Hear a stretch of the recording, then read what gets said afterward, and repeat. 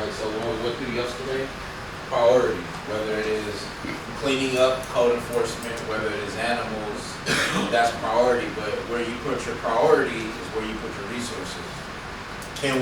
So the question is, we're trying to increase pay for officers, fire, all staff, and then extend the amount of days open for this, extend the hours open for that. It's part of like when you set goals and priorities, like this year we're gonna do this, next year we're gonna do this, and then by the time you look at it, you then accomplish everything versus trying to do, incremental here or incremental here. A lot of things that I spent time with you, talking about this animal control situation. I don't know what the temperature is on the leadership in reference to the cats in the city. Cats in front of on the doorstep of City Hall, like that should be that's your thing. When you look at the White House, you look at the Capitol in Austin, Kirby is the City Hall. And you gotta just figure out if we're all on the same page in reference to what that looks like. And so, I don't know if y'all been out there at 1 o'clock in the morning and just like 6 cats pop out of nowhere. And like, I'm not talking about like small cats, I'm talking about some big cats like you mature. Nah, when I first put up one night, they were just chilling. And then they had some baby, but anyway, it is concerned of how many animals we have in the shelter. The reason why I asked her in her presentation to go over those numbers is because I don't want it to not be known to you all. It's concerning. But it was concerning the reason on how we got there, right? Because they had to do this, they seized a home that had this many.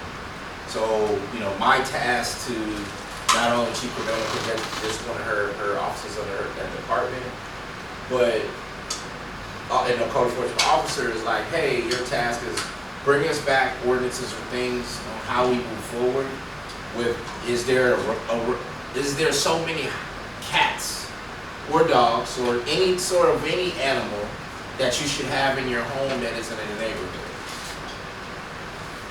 right? What do other cities have, and do you feel like without you being classified as like a pet store, is 20 cats okay? I wouldn't want to live next to 20 cats, right?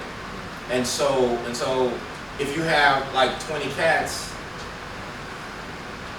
one of the questions was, again, do we have a animal registration?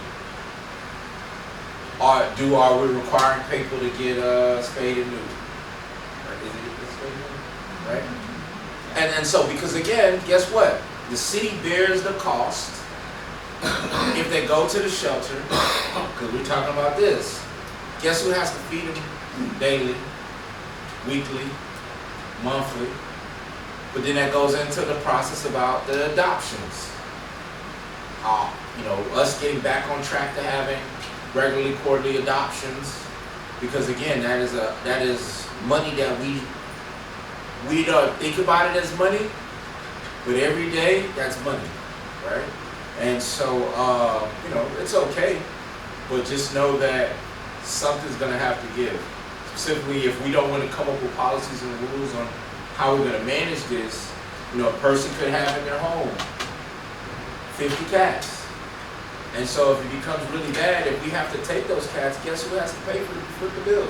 Citizens. And the city is the citizens, right? Because it's their tax dollars.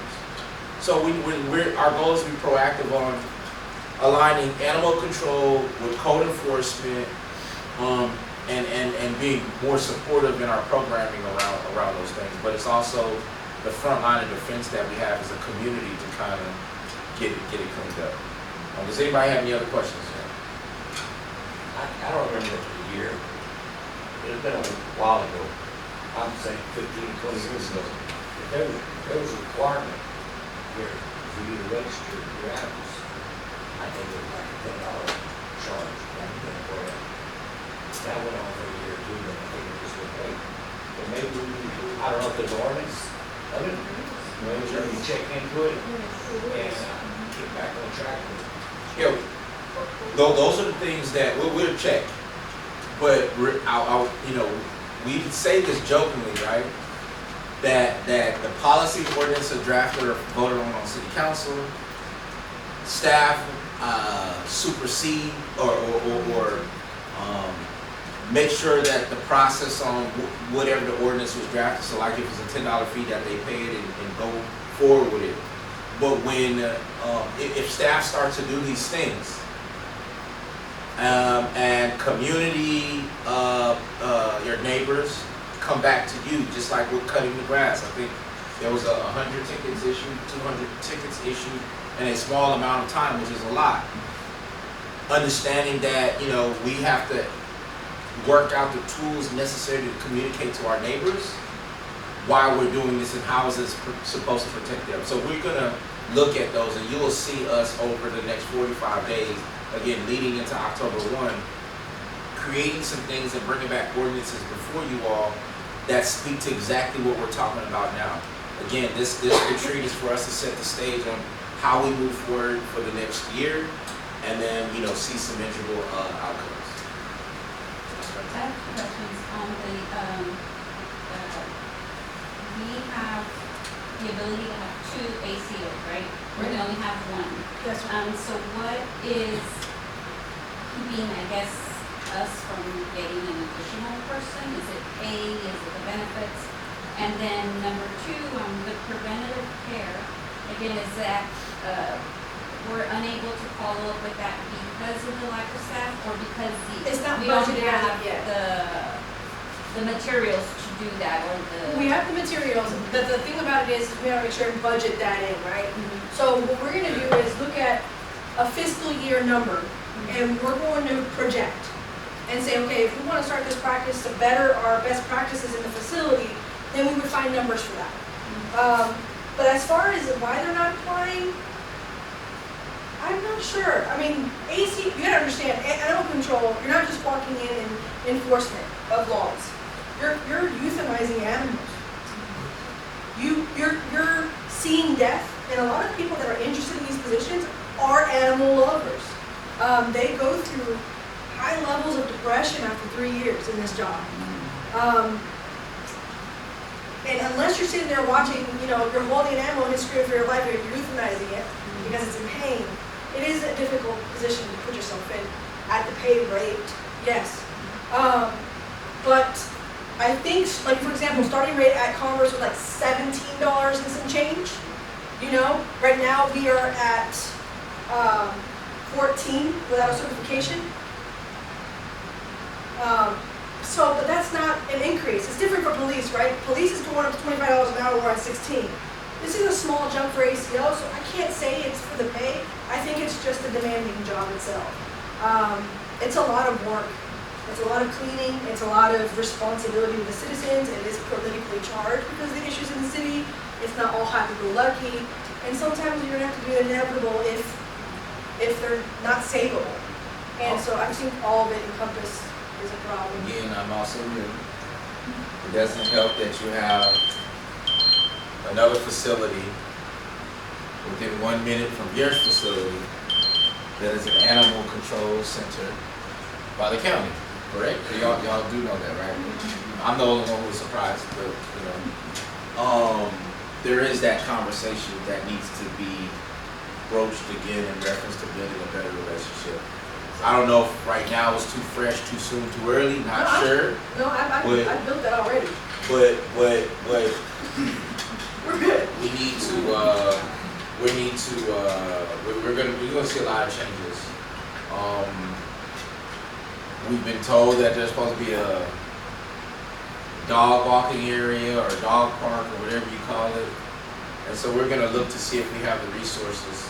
But again, if we're already stretched thin, opening another facility with just 1.5 people, again, are we really doing ourselves? Are we really, without getting another person, what are we really doing? And so those are the things we're gonna look at based on staffing, but also based on the recommendations of the people who are currently doing the job now. Hopefully we answer your questions. On animal control, code, we talked about code, implementing iWorks and for permitting and code compliance. And then, PD is doing a great job, as with limited staff. All right, we will move to the Kirby Senior Center. After the Kirby Senior Center is Bain, Benita Bain, and then the City of Kirby Fire Department.